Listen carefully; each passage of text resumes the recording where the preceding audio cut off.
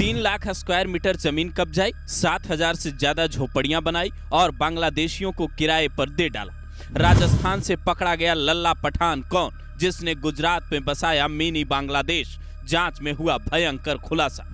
20,000 में आधार कार्ड, 3750 रुपए में पार्किंग, घर से मिला इतना रुपया, नोट गिनते गिनते थके अधिकारी। ये तस्वीरें हैं अहमदाबाद की चंदोला झील की, जहां 100 से ज्यादा बुलडोजर गरज रहे हैं। हजारों की संख्या में पुलिसकर्मी खड़े हैं और करीब 6500 बांग्लादेशियों को गिरफ्तार किया गया है। यह ऑपरेशन इतना बड़ा है कि वहां के गृह मंत्री हर्ष संघवी खुद पूरे ऑपरेशन पर नजर बनाए हुए रहे और अब इस पूरे खेल का मास्टरमाइंड पकड़ा गया है। यहां बसी करीब 4000 झोपड़ियां जो गिराई गई, उस अवैध निर्माण को बड़े ही प्लान तरीके से लल्ला पठान नाम के व्यक्ति ने बसाया था। ये उसी की तस्वीर है जिसे राजस्थान से गिरफ्तार किया गया। इसके ठिकाने पर जब पुलिस ने छापा मारा तो इतने पैसे और सोने मिले कि अधिकारी भी दंग रह गए और उसके बाद जो कमाई का राज खुला वो आपको हैरान कर देगा। पहले सुनिए इसने किया क्या क्या था, उसके बाद बताते हैं इसके ठिकाने से मिला क्या क्या। अहमदाबाद की चंदोला झील जो कभी काफी बड़ी हुआ करती थी, वहां लल्ला पठान ने बरसों पहले 3 लाख स्क्वायर मीटर जमीन कब्जा ली। इन पर 7,000 से ज्यादा झोपड़ियां बनाई। उसमें कई पक्के मकान भी थे जिसमें खास तौर पर बांग्लादेशियों को बसाया जाता था, उन्हें किराए पर घर दिया जाता था। जांच में पता चला है कि 20,000 रुपए लेकर लल्ला पठान बांग्लादेशियों के फर्जी रेंट एग्रीमेंट बनवाता, उसी की मदद से फर्जी आधार कार्ड तैयार करवाता। हर किराएदार से 20 रुपए पानी के और 125 रुपए पार्किंग के रोजाना लेता।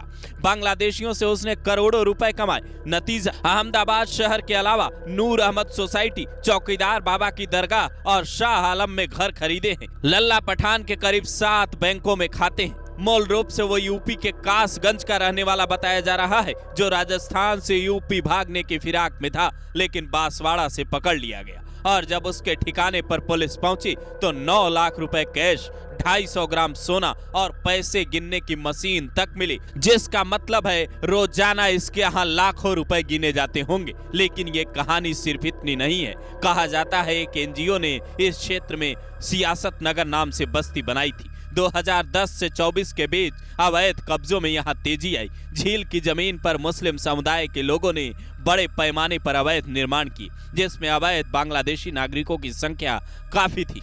चंदोला लेक इलाका अवैध कब्जों के साथ साथ जाली दस्तावेजों के नेटवर्क का सेंटर बन चुका था। हालांकि अब पूरा इलाका खाली हो चुका है। अवैध रूप से बसा ये शहर बुलडोजर कार्रवाई के बाद अवैध घुसपैठियों से मुक्त नजर आ रहा है। कई बांग्लादेशी पकड़े गए हैं।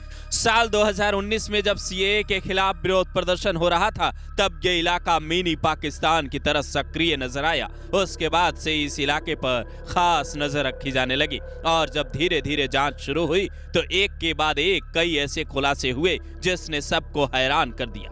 एक व्यक्ति जिसका नाम लल्ला पठान है, उसने इतनी भारी संख्या में अवैध जमीनें कैसे कब्जाई? गुजरात में लंबे वक्त से बीजेपी की सरकार है। फिर वो कौन लोग हैं जिन्होंने सरकार और सिस्टम दोनों की आंख में न सिर्फ धूल झोंकी, बल्कि गुजरात जैसे शहर में एक मिनी पाकिस्तान बसा दिया, या यूं कहे कि मिनी बांग्लादेश बना दिया।